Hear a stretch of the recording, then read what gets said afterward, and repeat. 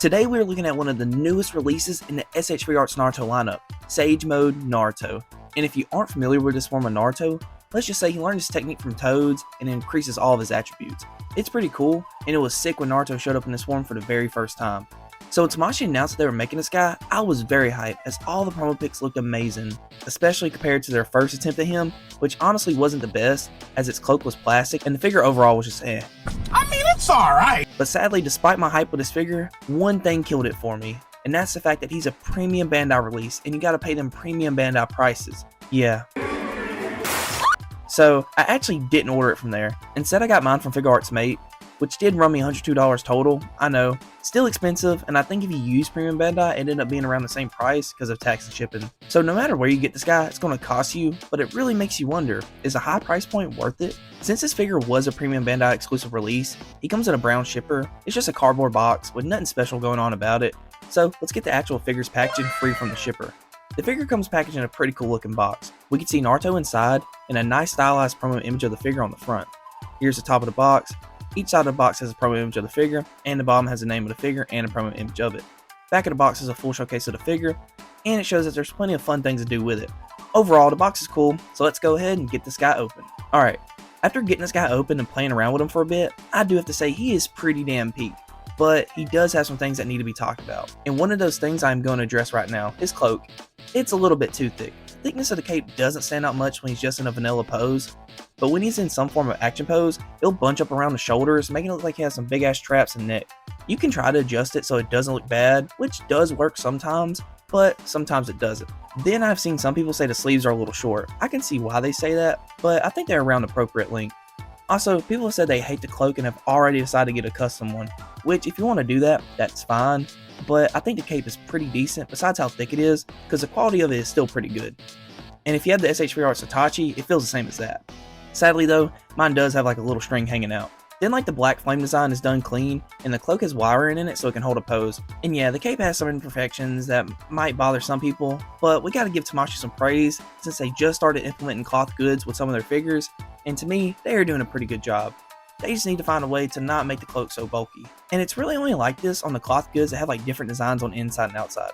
Like this Naruto for instance has the red on the outside and then they stitch the brown on the inside. The space in between them fluffs out and makes the cloak a little bit thicker. But still though, having a cloth cape is way better than a plastic one. Like Minato would be such a better release if his cape was cloth, as it does limit some of the posing options you have with him. Naruto having a cloth one really makes posing this guy so much better. Alright, I've rambled enough about the cloak, so let's go ahead and talk about the rest of this figure. The figure overall looks really freaking good. They captured Naruto's likeness in Sage Mode really damn well. His hair is a bright yellow, which is pretty accurate to how it looks in the series, but it did kind of catch me off guard how bright it is, especially compared to the other Narutos. The headband is nicely done, as it has some nice reflective metallic paint on it. The body is reused, but the figure does have like one or two things that are different. The first thing being that the back of his headband is on a ball joint, so it can move in any direction you want to, which I actually really love, because it might be a tiny detail in the pose, but moving this piece around really helps make a shot look better. And for comparison, here we can see the regular release Naruto's headband piece can only move up and down. Then the second thing that is different is the hand size. Sage Mode's hands are a little bit smaller compared to the regular Naruto's, which I actually think looks better as these have a little bit more detail to them and are proportionally more accurate. So actually this figure really isn't completely reused, but yeah, the body is completely the same. But hey, if it ain't broke, don't fix it, because there is nothing really wrong with his body mold. It looks great, has nice detailing, paintwork, and proportions. And then if you own any of the Naruto SH Figuarts, then you know just how smooth their joints are, and this guy is no exception, because his joints move nice and smooth, and there aren't any QC issues such as limbs falling off or anything, so this makes posing him a breeze, which is awesome because this guy is so damn fun to pose. And then he also comes with a lot of good accessories that makes him even more fun to pose. Now, this guy's retail price is pretty high, so does he come with enough accessories to sort of justify it? I'm gonna go out on a limb and say yes, because he does come with a good amount of stuff. He comes with a giant scroll that sits around his shoulders. It looks good and it isn't heavy or anything, so it doesn't make him fall over. Now, I don't know if I should consider it an accessory though, as it is the main part of his look. But if we were doing that, then the cloak has to count and blah blah blah. Okay, I'm not going to count the scroll as an accessory since it's kind of a major part of the look for the figure, but if you want to say it's one, I won't complain. Well, damn, it is a scroll. Damn, change your mind, I'm going to count it. So he comes with a scroll that sits around his shoulders and it can be removed. so you can have him posed up holding it or something. Then he comes with some fantastic looking faces. He first comes with a neutral face that looks really good, but the way the face connects leaves a little space between his headband and sideburns, which looks a little weird. But even with this, the face still looks really good. He then comes with a smirking face, and it also has the same problem as the neutral face with the sideburn and headband gap.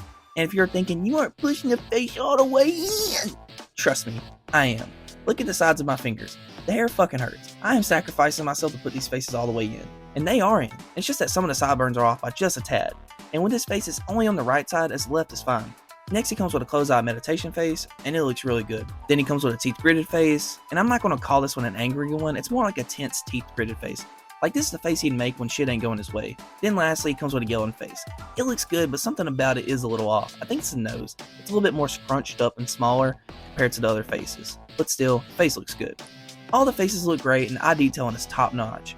Oh, and the SH Figuarts Hinata comes with a DLC face for this guy, and it's like a tweaking out face, which looks so freaking peak. Man, I wish he would have just came with it because, man, it looks so good and I need it. Then to carry on with accessories, Naruto comes with a cross arms piece. This piece is a little different from the regular Naruto release, as that one was like two nub-like pieces, and this one is one piece, that plugs into his lower elbow joints. It works pretty well, but I'm probably not going to use it that much since it's low-key a hassle putting it on.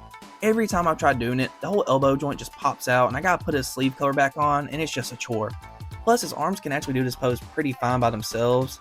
But of course, it isn't as clean as a cross arms piece, but it still gets the job done. He then comes with two fisted hands, two wide open hands, two open relaxed hands, two jutsu hands, which you could use for the Shadow Clone Jutsu, two hands that are made for Naruto's iconic meditating pose, and lastly for hands, he comes with two open clinch hands that have pegs on them.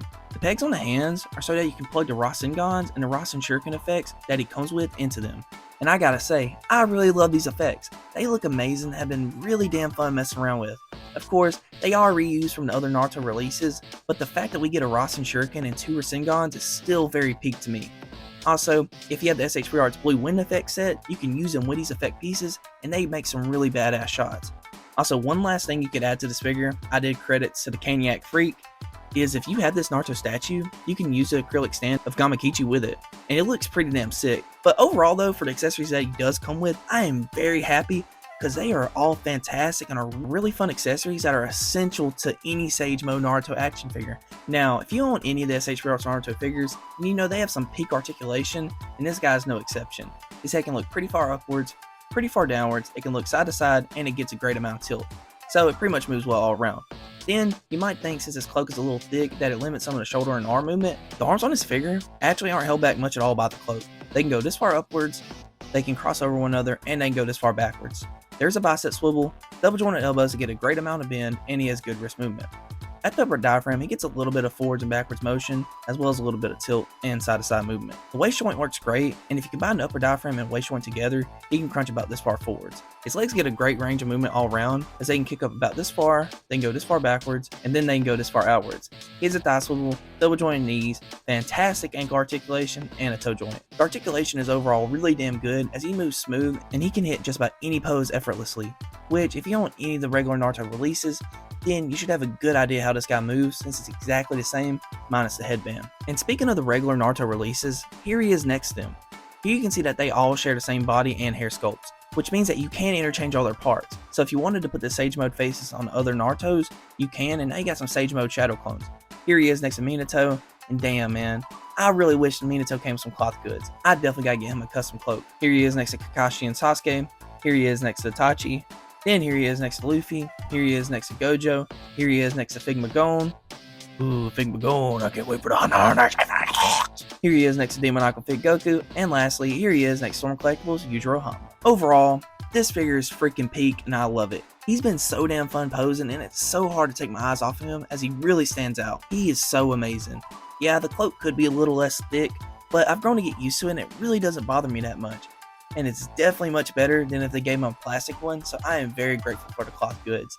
And then he comes with not one, not two, but three effect pieces that make this figure so much more fun.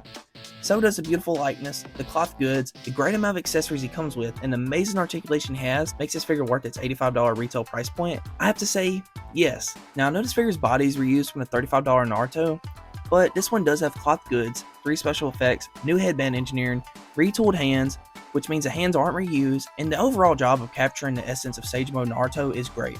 So the price to me is justified, but y'all let me know. Do y'all think it's justified?